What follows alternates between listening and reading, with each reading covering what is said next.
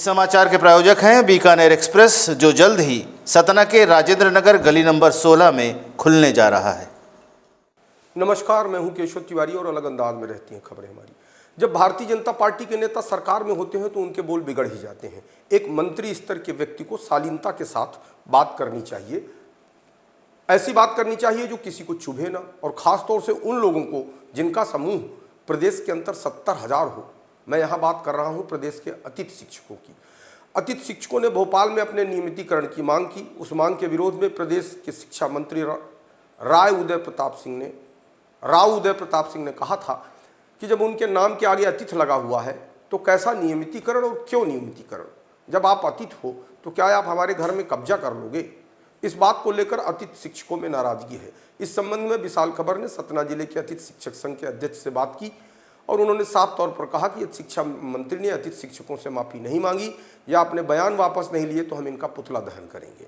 और इतना ही नहीं, 2 अक्टूबर को भोपाल में एक बड़ा प्रदर्शन करेंगे जहां गली गली और सड़क सड़क में सिर्फ अतिथि शिक्षक ही नजर आएंगे। बताएं आप, क्या समस्या है आप लोगों को? क्या है पूरी समस्या? हम अतिथि शिक्षक आज यहाँ पे एकत्रित हुए हैं। महापंचायत में जो माननीय शिवराज सिंह चौहान जी के द्वारा घोषणाएं हुई थी, उनको लेके अभी 10 सितंबर को आंदोलन किया गया। उस आंदोलन में जो है तो कुछ बातों को लेके हमारी जो है तो सहमति माननीय शिक्षा मंत्री और आयुक्त मैडम वहाँ मौजूद थी, जो बनी थी। आज तक उस पर जो है तो कोई अमल नहीं किया गया। इसके 2 दिन बाद जो है तो शिक्षा मंत्री राव उदय प्रताप सिंह जी का एक बड़बोले बोल टाइप से कुछ स्टेटमेंट आता है, जो बहुत ही अतिथि शिक्षकों के लिए कह दिया जाए तो एक ऐसा स्टेटमेंट जारी करते हैं जो निंदनीय है। उसकी हम घोर निंदा करते हैं। और उनका शब्द जो था ये था कि अतिथि शिक्षक मेहमान हैं और वो क्या घर पे कब्जा करेंगे। तो मैं माननीय मुख्य शिक्षा मंत्री जी से जानना चाहता हूँ या उनको ये कहना चाहता हूँ कि घर में घुसना तो आपने सीखा है और आपने ही अतिथि शिक्षकों का मुद्दा लेके सड़कों, मतलब आपके जो महाराज सिंधिया जी थे तो उनने बोला था कि हम घर सड़कों पे उतरेंगे और तलवार ढाल बनेंगे। आज तक तो कुछ किया नहीं। आपने दूसरों के घर को तोड़ा है, आपने घर पे कब्जा किया दूसरों को और अतिथि शिक्षकों को बोलते हैं। अगर आपने अपना स्टेटमेंट जो है तो वापस नहीं लिया तो हम जल्द ही आपका पुतला दहन जो है तो हर जिले, हर ब्लॉक स्तर पे करेंगे, जिसकी जिम्मेदारी शासन प्रशासन की होगी। और अगर अतिथि शिक्षकों आज पढ़ाई की अगर बात की जाए तो पूरे जो है तो जिले, पूरे प्रदेश में अतिथि शिक्षक की व्यवस्थाएं चलती थी। उससे एजुकेशन डिपार्टमेंट जो है मध्य प्रदेश में पूरे कितने शिक्षक? लगभग 70,000 अतिथि शिक्षक है। प्रमुख मांगे हमारी एक ही मांग है कि जो माननीय पूर्व मुख्यमंत्री जो शिवराज सिंह चौहान थे, उन्हें प्रशासनिक महापंचायत बुलाई थी। कोई जुमलेबाजी उन्हें नहीं की थी, पर उनको ये बोलते हैं कि महापंचायत भूल जाओ और जो महापंचायत में इन्होंने घोषणाएं की थी उस पर सीधे से लागू की जाए। और मांग में एक ही विभागीय परीक्षा लेके हम अतिथि शिक्षकों को नियमित किया जाए। लगातार 16 सालों से हम अतिथि लगे हुए हैं और हमें जो है तो आज बाहर किया जा रहा है। काफ़ी परेशानी हो रही है। इससे जो है तो सरकार हमारी भी समस्याएं सुने। हम अगर कह दिया जाए तो अतिथि शिक्षक जो है तो बीजेपी की देन है। आज उन्हीं के साथ जो है तो बहुत जो है तो छलावा किया जा रहा है सरकार के द्वारा। आगामी रणनीति ये है कि अगर सरकार ने हमारी जो है तो मांगे पूरी जल्द नहीं की तो 2 अक्टूबर को हम भोपाल को ऐसे भरेंगे कि भोपाल में एक ही मतलब गली गली और सड़क सड़क में मात्र अतिथि शिक्षक ही होगा। मैं ज्ञानेंद्र कुमार सेन, सतना जिला अध्यक्ष अतिथि शिक्षक संघर्ष समिति, जिसका नेतृत्व हमारा प्रदेश जो है तो प्रदेश अध्यक्ष माननीय श्री शंभू चंद्र दुबे जी करेंगे। और हम जो है तो भोपाल की धरा में अपने प्रदेश अध्यक्ष श्री शंभू चंद्र दुबे जी के नेतृत्व में जो है तो बहुत जोरदार आंदोलन करेंगे इस बार। हालांकि पूरे मामले में स्कूल शिक्षा मंत्री राव उदय प्रताप सिंह ने यू टर्न ले लिया है। पता चला है कि उनके बेहूदे बयान को लेकर संगठन ने उन्हें लताड़ लगाई।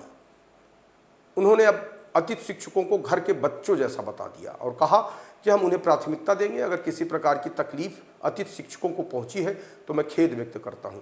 18 सितंबर को उदय प्रताप सिंह ने अतिथि शिक्षकों के संबंध में कहा था कि मेहमान बनकर आओगे तो क्या घर पर कब्जा कर लोगे? जहां शिक्षक का काम होता है वहां शिक्षकों की सेवाएं ली जाती हैं। बाकी अतिथि शिक्षकों की चिंता विभाग कर रहा है, उनके हितों की रक्षा सरकार करेगी। लेकिन उपयोगिता देखी जाएगी। इस बयान पर जो अतिथि शिक्षक भड़के तो संगठन ने शिक्षा मंत्री को लताड़ा। अतिथि शिक्षकों की संख्या पूरे प्रदेश में 70,000 है और ये 70,000 लोग अपने परिवार और रिश्तेदारों के साथ वोट करें तो यह वोट तकरीबन 3 से 4 लाख में तब्दील हो जाता है। निश्चित तौर पर भारतीय जनता पार्टी का संगठन इतने बड़े समूह को नाराज नहीं करना चाहता। इस लिहाज से शिक्षा मंत्री ने अब कहा कि मेरी किसी बात से अतिथि शिक्षकों की भावनाएं आहत हुई हैं या ठेस लगी है या बुरा लगा है तो मैं उस बात के लिए खेद व्यक्त करता हूं। यहाँ पर यह बताना जरूरी है कि इन्हीं अतिथि शिक्षकों की लड़ाई किसी ज़माने में कांग्रेस के ज्योतिरादित्य सिंधिया लड़ रहे थे और इन्हीं की लड़ाई को लेकर ज्योतिरादित्य सिंधिया ने कमलनाथ से कहा था कि यदि इनके मांगे नहीं मानी गई तो हम सड़क पर उतर आएंगे। अतिथि शिक्षकों की मांगे तो नहीं मानी गई लेकिन सिंधिया सड़क पर नहीं उतरे। हाँ, उन्होंने दल बदल करके अपनी कुर्सी, अपना कारवा, अपनी हैसियत स्थापित कर ली, लेकिन जब उन्हें कुर्सी मिल गई, इज्जत मिल गई, शोहरत मिल गई तो वे अतिथि शिक्षकों का दर्द भूल गए। इस संबंध में अतिथि शिक्षक के पंकज मिश्रा से भी विशाल खबर ने बात की। आइए सुनते हैं पंकज मिश्रा ने क्या कहा। बताएं। मैं पंकज कुमार मिश्रा एक आम अतिथि शिक्षक हूँ। तो मेरा जो शिक्षा मंत्री हमारे हैं स्कूल शिक्षा विभाग के राव उदय प्रताप सिंह जी, उनके द्वारा जो एक स्टेटमेंट दिया गया अतिथि शिक्षकों को लेकर के कि कैसा नियमितीकरण, किसका नियमितीकरण, ये तो अतिथि शिक्षक हैं, आगे क्या लगा हुआ है अतिथि, तो क्या ये अतिथि घर में कब्जा करेंगे? तो मैं शिक्षा मंत्री जी को और मुख्यमंत्री महोदय को ये कहना चाह रहा हूँ कि सरकारें बदलती है 5 साल बाद, मंत्री, विधायक, शिक्षा मंत्री, मुख्यमंत्री बदलते हैं 5 साल बाद। अतिथि शिक्षक तो लगातार 15 साल से 16 साल से लगातार कार्य कर रहा है। तो मेरा उनसे यही निवेदन है और बीजेपी गवर्नमेंट से यही निवेदन है कि अतिथि शिक्षकों की जो हमारी मांगें हैं उस पर जल्द से जल्द निराकरण किया जाए। जो हमारे पूर्व मुख्यमंत्री शिवराज सिंह चौहान जी के द्वारा 2 सितंबर 2023 को बुला करके अतिथि शिक्षकों को उन्होंने जो बोला था कि 50% आरक्षण अतिथि शिक्षकों को नई भर्ती में दिया जाए। साथ में हम लोग लगातार 2009 से लगातार हम लोग अतिथि शिक्षक कार्य कर रहे हैं और लगातार हमने बच्चों का भविष्य सुधारा है। लेकिन आज हम लोग इस जगह पे खड़े हुए हैं कि ना यहाँ के हैं और ना वहाँ के हैं।